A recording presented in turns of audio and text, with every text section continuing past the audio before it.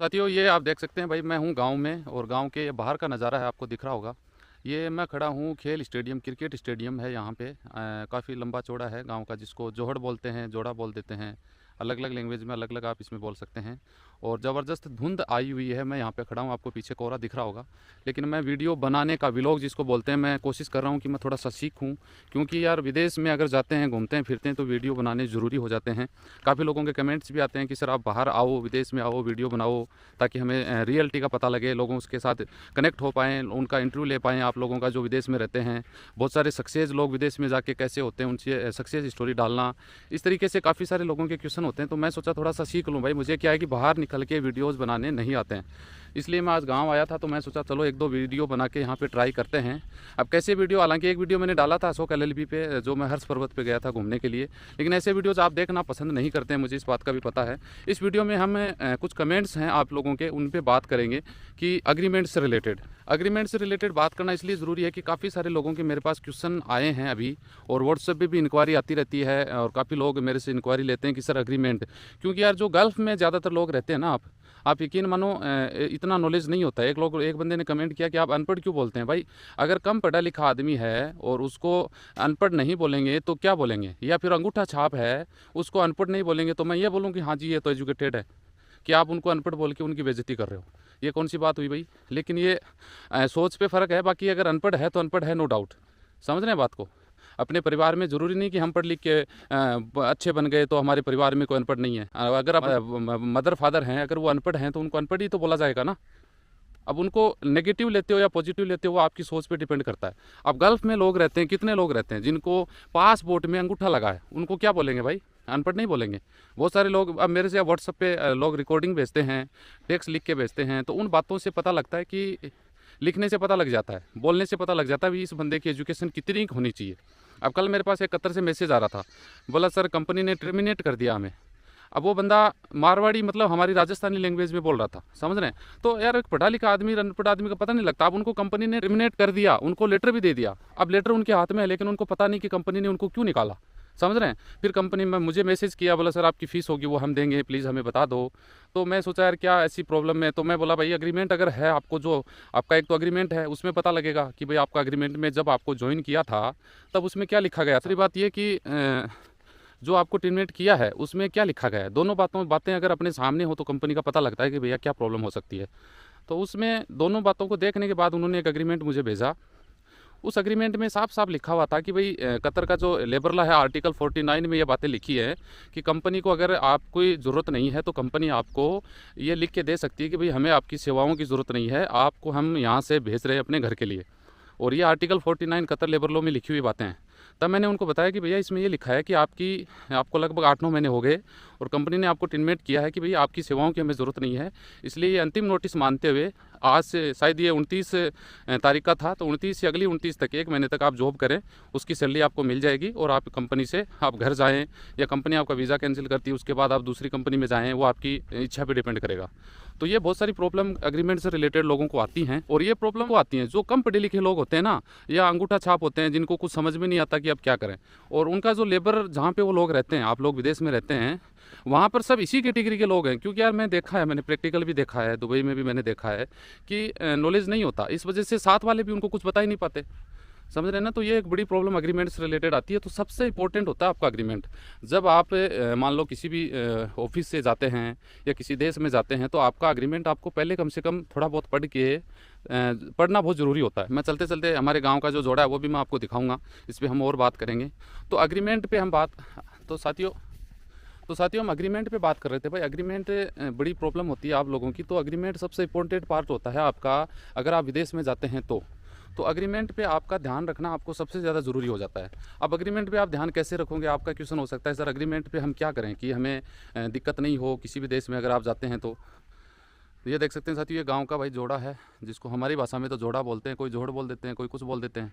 ये काफ़ी साल पुराना है। अभी इसका थोड़ा नवनिर्माण कराया है गाँव के सरपंच जी ने, तो अच्छा लग रहा है। इसमें पानी भी इकट्ठा हो रहा है अभी, लगभग पिछले बरसात ऋतु में पानी भी इकट्ठा हो गया था, पूरा भर गया था ये यहाँ तक। ये देख सकते हैं यहाँ तक, ये दीवार है ना, यहाँ तक पूरा ऊपर पानी आ गया था। तक लगभग इसका लगभग ये ज़मीन से 20 फुट गहराई में है, ये नीचा है ये। तो इस पे हम बात कर रहे थे एग्रीमेंट पे। तो भाई एग्रीमेंट का ध्यान रखना सबसे इम्पोर्टेंट ये हो जाता है कि आप कम से कम ध्यान रखें कि जब आप जाते हैं विदेश में उसी समय किस एजेंट के थ्रू जाते हैं या फिर कौन एजेंट आपका है जो आपको अच्छी तरीके से भेज सकता है। एग्रीमेंट भाई शुरुआत ही आप है ना सही तरीके से करोगे तो आपको दिक्कत नहीं आएगी। आप सही तरीका का मतलब होता है कि अच्छी ऑफिस से अप्लाई करो जो रेपुटेटेड ऑफिस हो। अब आप लोग क्या करते हैं कि अपने गांव में एजेंट ढूंढ लेते हैं। मेरे गांव में भी कुछ कबूतरबाज हैं, है ना, तो आप ये सोचते हो कि यार उनसे क्या ज़रूरत है, अपने गाँव के लोकल को दे देते हैं। अब वो लोकल जाके अगले को दे देते हैं, अगला फिर अगले को दे देता है, यानी ये आगे तक है ना ऐसे ही चलता है। फिर 420 वाला गेम हो जाता है और लास्ट में पासपोर्ट जाना कहाँ है आपका, मैन पावर ऑफिस में ही जाना है। ये मान के चलिए जो अग्रीमेंट वर्क परमिट वीज़ा में अगर आप जाते हैं जाना वही है, लेकिन उसमें फिर झूठ पे झूठ जुड़ती जाती है। एग्जांपल के तौर पे ये समझो कि आप किसी काम में इलेक्ट्रिशियन में या किसी भी जॉब में जा रहे हैं, मैं आपको 1500 दराम सैलरी बताता हूँ, ठीक है, तो वो आगे उसने ज़रूर 1400 बताई होगी, फिर आगे उसने 1300 बताई होगी। ये थोड़ा थोड़ा झूठ करके फिर आपके लिए वो झूठ आधा बन जाता है, ठीक है। तो इस वजह से आपकी प्रॉब्लम हो जाती है। अब कौन सा वीज़ा कौन सी सप्लाई कंपनी में होता है, क्या होता है, बहुत सारी बातों का फिर एग्रीमेंट कैसे होता है आपका जो इंटरव्यू कहाँ हो रहा है, CV सिलेक्शन में हो रहा है, या फिर आपका एजेंट कौन है। सबसे बड़ी बात तो ये है कि आपका एजेंट कौन है और आप कौन सी कंपनी में जा रहे हैं। आप यकीन मानो मैंने ये चीज़ें जो बता रहा हूँ प्रैक्टिकल हैं कि बहुत सारी पब्लिक को पासपोर्ट लोग आप पकड़ा देते हैं एजेंट को और आपको ये नहीं पता कि आप कौन सी कंपनी में जा रहे हैं। दुबई का लगा देना जी, कतर का लगा देना, कुवैत का लगा देना, सऊदी का लगा देना। अब अगला अपनी मर्जी से जो काम उसके पास आया है, सस्ते में उसको वीज़ा मिल रहा है, तुरंत उसको वीज़ा मिल रहा है, वो उसी में ही लगाता है आपका वीज़ा। आप यकीन मानो, और आपको तो पता ही नहीं होता। वीज़ा आने के बाद आप पूछ लेते हैं अगले से, भाई कौन सी वीज़ा, कौन सी कंपनी का वीज़ा, अगला बता देता है, आप चले जाते हैं। ऐसा लाइव मैं देखता हूँ, इसलिए मुझे पता है इन चीज़ों का। और उसके बाद में आप वहाँ जाते हैं तो वो थोड़ा थोड़ा जो झूठ है ना आपको यहाँ बताया जा रहा है, वो आगे जाके सच का पता लगता है आपको कि यार यहाँ तो ये है ही नहीं जो हमें बताया गया था। और इसका सबसे बड़ा रीज़न पता है क्या है, वो है कि आपका पासपोर्ट जाने से पहले 3-4 लोगों के हाथों से गुजरा हुआ है। ये सबसे बड़ी प्रॉब्लम है। एग्जाम्पल के तौर पे ये समझो कि राजस्थान में 55 मैन पावर ऑफिस हैं, ठीक है जी, और 55 ऑफिस हैं, तो राजस्थान में सिर्फ जो ऑथोराइज एजेंट हैं वो 55 ही हैं। और इन राजस्थान में 1000 ऊपर से एजेंट आपको मिल जाते हैं जो विदेश भेजने का काम करते हैं। हर गांव में एक आधा एजेंट आपको मिलेगा। अब वो पासपोर्ट उसके थ्रू आपका वो आगे तक पहुंचता है, ये बड़ी प्रॉब्लम आती है। पहली बात तो आपको पैसा ज़्यादा देना पड़ता है। आप यकीन मानो, एजेंट का मतलब क्या होता है जी, एजेंट इंग्लिश वर्ड है, एजेंट इंग्लिश वर्ड है, उसको हिंदी में कन्वर्ट करते हैं तो उसका आता है दलाल। और दलाल का क्या मतलब है जी, किस बात की दलाली, पैसों की। दलाल अलग अलग तरीके से होते हैं, हिंदी में दलाल ही बोलते हैं, इंग्लिश में उसको एजेंट थोड़ा अच्छा वर्ड लगता है, दलाल थोड़ा सा भद्दा वर्ड लगता है सुनने में देखने में भी। लेकिन दलाली का काम क्या होता है, कमीशन।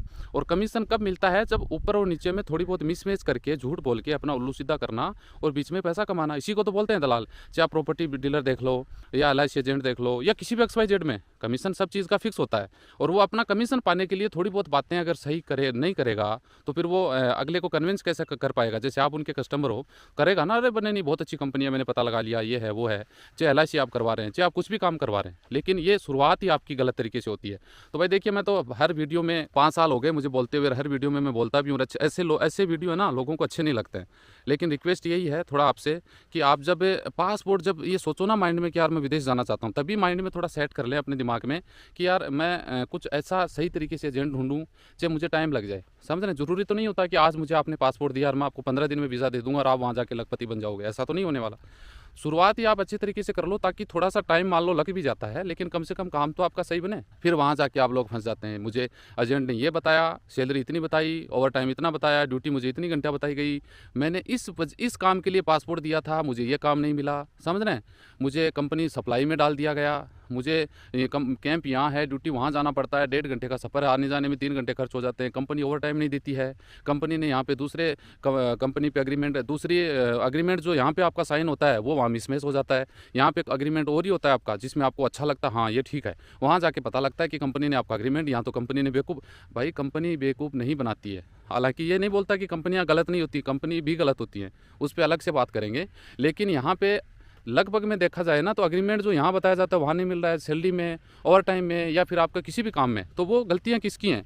कंपनी उनको नहीं बोलती है कि आपको ऐसे हम देंगे, यहाँ के जो एजेंट हैं जिनके थ्रू आप जा रहे हैं, चीटिंग वो करते हैं आपके साथ। तो ये सब चीज़ें थोड़ा सा ध्यान यहाँ से करके जाओगे ना भाई, कोई दिक्कत नहीं आने वाली है। चाहे आप एग्जाम्पल किसी भी चीज़ का समझ लो, हम कहते हैं यार कि हमने वो काम किया, किसी से पूछा नहीं, उसको पूछ लेना चाहिए था, है ना, थोड़ा रिसर्च कर लेना चाहिए था, कोई चीज़ खरीदी यार वो थोड़ा सा उसका देख लेना चाहिए था। तो वो चीज़ यार पासपोर्ट में भी लागू होती है, वीज़ा में, जॉब में, इसमें भी लागू होती है। समझ रहे हैं बात को। फिर यहाँ पे जो आप विदेश पहुँच जाते हैं, फर्जी कॉल करते हैं, आपका एजेंट आपका फ़ोन नहीं उठाता, क्योंकि उसका काम था भेजना। वो 2-3-4 महीने तक आपको गोली देता रहता है कि हाँ सब ठीक हो जाएगा, मैं उनसे बात कर रहा हूँ, मैं ये कर दूंगा, कंपनी ने बोला 3 महीने काम करो, उसके बाद आपकी तनख्वाह बढ़ा देंगे। ये सिर्फ और सिर्फ आपको गोली देने का काम है, इसके अलावा कुछ नहीं है। आप यकीन मानो मेरी बात का, सिर्फ आपको बेवकूफ़ बनाया जा रहा है, इसके अलावा कुछ भी नहीं मिलने वाला। मिलेगा वही जो कंपनी ने आपको अग्रीमेंट में दिया है, आप यकीन मानो मेरी बात का। तो ये सब कुछ बातें हैं तो आपको समझ में आ जानी चाहिए। आगे और वीडियो में भी हम बात करेंगे, डिस्कस करेंगे। ये वीडियो मैं बाहर आके बना रहा हूँ ताकि मैं भी थोड़ा भाई बोलना सीखूँ, और थोड़ा सा विदेश में अगर आते हैं तो थोड़ा सा वीडियो बनाना भी सीखें, थोड़ा सा नॉलेज हो। इसलिए वीडियो अच्छा लगे तो एक लाइक कर दीजिएगा, शेयर कर दीजिएगा। मिलते हैं नेक्स्ट वीडियो में। जय हिंद, जय भारत।